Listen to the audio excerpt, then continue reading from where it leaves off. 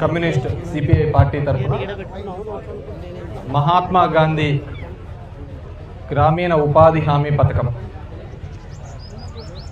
ఈ కూటమి ప్రభుత్వం బీజేపీ ప్రభుత్వం వచ్చిన తర్వాత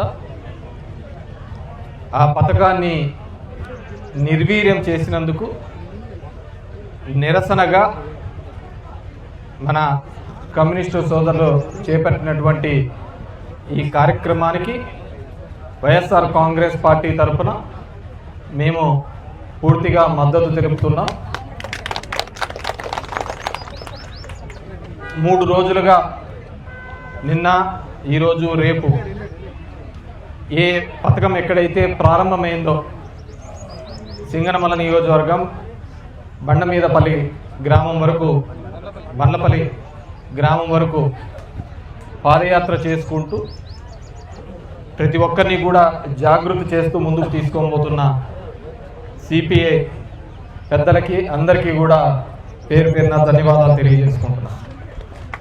ఎందుకంటే ఈరోజు వైఎస్ఆర్ కాంగ్రెస్ పార్టీ తరఫున శైలజానాథ్ అన్న, అనంత వెంకటరామరెడ్డి అన్న, రంగయ్య అన్న, నేను వైఎస్ఆర్ కాంగ్రెస్ పార్టీ బత్తలపల్లి మండలానికి సంబంధించిన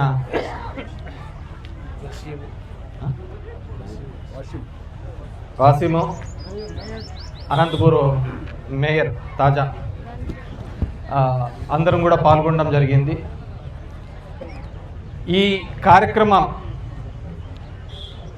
యొక్క ఉద్దేశం గతంలో 2005లో వైఎస్ రాజశేఖర రెడ్డి గారు మన్మోహన్ సింగ్ గారిని మన ఇదే బండ్లమీదపల్లికి, ఆ రోజు శైలజానాథ్ బండ్లపల్లికి శైలజానాథ్ అన్న దానికి ఎమ్మెల్యేగా ఉండేవారు, అనంతన్న ఎంపీగా ఉండేవారు.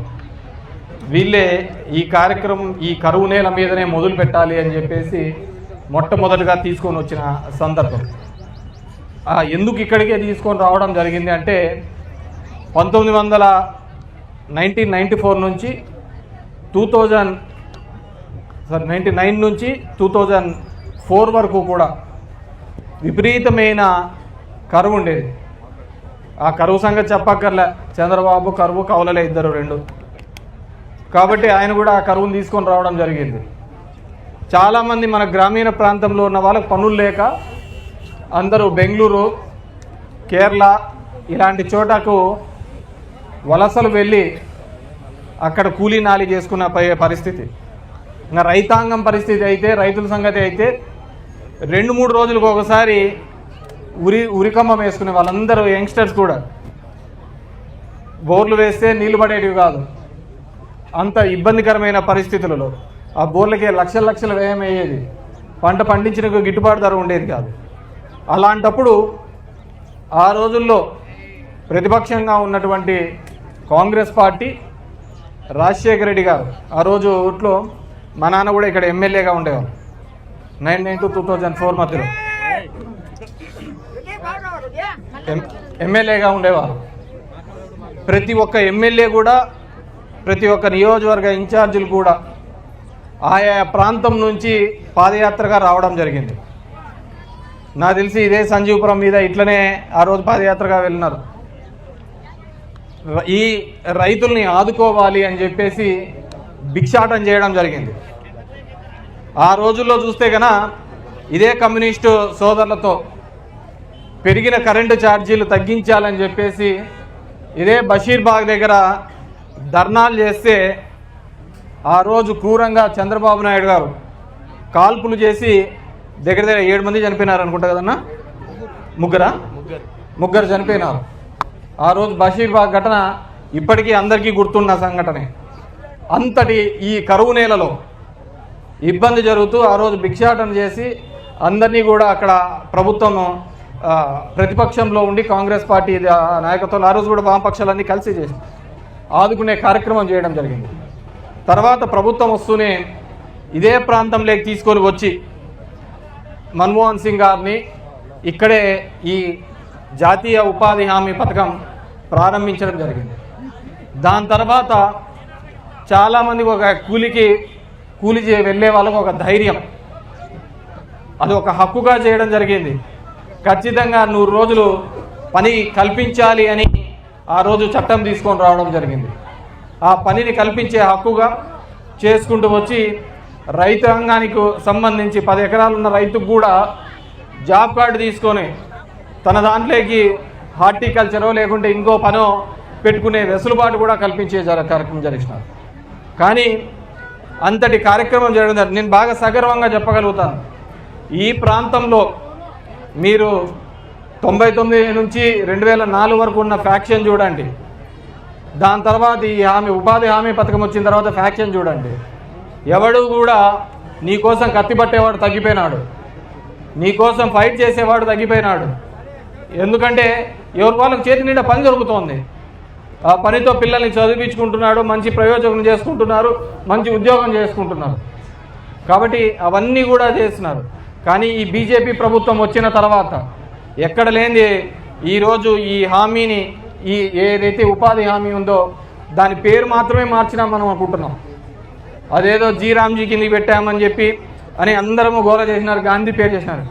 కానీ గాంధీ పేరు అందరూ దాని విధంలో ఉంటే ఆ పథకాన్ని పూర్తిగా నిర్వీర్యం చేయడం జరిగింది. ఆ పథకంలో కంప్లీట్గా ఎక్కడే కానీ రాష్ట్ర ప్రభుత్వాలకు గతంలో 90% కేంద్రం ఇస్తే 10% మాత్రమే రాష్ట్ర ప్రభుత్వం పెట్టుకునేది. ఈరోజు 60% 40% చేశారు. ఈ 40% ఎట్లా? రాష్ట్ర ప్రభుత్వం అప్లోడ్ చేసి డబ్బులు ఇస్తే వాళ్ళు 60% ఇస్తారు. దీంట్లో మళ్ళీ ఏంటంటే పెన్నసాని ఉన్నాడు, మన రాష్ట్రం నుంచే కేంద్రంలోంచి ఒక మంత్రి, గుంటూరు, ఆయన చాలా పగరపాలు చెప్తా ఉంటాడు, ఆయన కూడా మంత్రే ఈ దీంట్లో. ఏ విధంగా ఈ విధంగా పేదల యొక్క కడుపు కొట్టడానికి చంద్రబాబు నాయుడు ఈ దానికి మద్దతు తెలిపాడో అర్థం కావటం లేదు. ఈరోజు పెద్ద పెద్ద కార్పొరేట్ సంస్థలకు లక్షల కోట్ల రూపాయలు ఇస్తున్నారు, మాఫీ చేస్తున్నారు. బ్యాంకులలో చూసినారంటే వాళ్ళకి ఇంత మాఫీ అయింది, వీళ్ళకి ఇంత మాఫీ అయిందని. కానీ ఒక పేదవానికి రోజుకి 200 రూపాయలు కూలీలు ఇవ్వడానికి మాత్రం వీళ్ళకి ఎందుకో భయము, వీళ్ళకి ఎందుకో ఆ బాధ్యత లేనితనం వస్తుంది. ఈరోజు కమ్యూనిస్టు సోదరులు జెండా పట్టారు, కార్మికుల కోసం జెండా పట్టారు, ఖచ్చితంగా కర్షకుల కోసం జెండా పట్టారు. దానికి వైఎస్ఆర్ కాంగ్రెస్ పార్టీ సంపూర్ణ మద్దతు తెలుపుతోంది. పేదవాడి పక్షాన ఎప్పుడు కూడా వైఎస్ఆర్ కాంగ్రెస్ పార్టీ అండగా నిలబడుతుంది. వాళ్ళకి ఏ కష్టం వచ్చినా నిలబడడానికి ఉంటుంది. అది ఏ పార్టీకైనా సరే వారికి తోడుగా నిలబడుతుంది. వాళ్ళలో ఎటువంటి ఇంకో ఆలోచన లేకుండా పేదవాడికి కోసం పోరాడినంత వరకు కూడా వైఎస్ఆర్ కాంగ్రెస్ పార్టీ తోడు ఉంటుంది. ఎందుకంటే మీకు ఇప్పుడు తెలియదు, ఇప్పుడు రాబోయే ఎండాకాలం తర్వాత ప్రతి పేదవాళ్ళకు అర్థమైపోతుంది. రాష్ట్రం నుంచి ఇప్పటికే 3 వారాలు 4 వారాలు కూలీలు పెండింగ్ ఇచ్చి ఉన్నాయి, ఇవ్వడంలే. కేవలం కాంట్రాక్టర్లకు డబ్బులు ఇవ్వడానికి ఉంటుంది, కార్పొరేట్ సంస్థలకు డబ్బులు ఇవ్వడానికి ఉంటుంది, కానీ పేదవాళ్ళకు డబ్బులు ఇవ్వడానికి మాత్రం ఆలోచిస్తున్నారు ఈ ప్రభుత్వము. ఖచ్చితంగా వీటిని ఎదుర్కోవాల్సిన అవసరం ఉంది. దీనికి ప్రతి కార్మికుడు, కర్షకుడు కూడా ఖచ్చితంగా మాట్లాడాలి, ఎదురు తిరగాలి అని చెప్పేసి తెలియజేసుకుంటూ ఈరోజు ఇక్కడికి వచ్చేసినటువంటి కమ్యూనిస్టు సోదరులకు, వైఎస్ఆర్ కాంగ్రెస్ పార్టీ నాయకులకు, కర్షకులకు, కార్మికులకి అందరికీ మరొకసారి పేరు పేరున ధన్యవాదాలు తెలియజేసుకుంటున్నాను. Thank you. ధన్యవాదాలు. ఇప్పుడు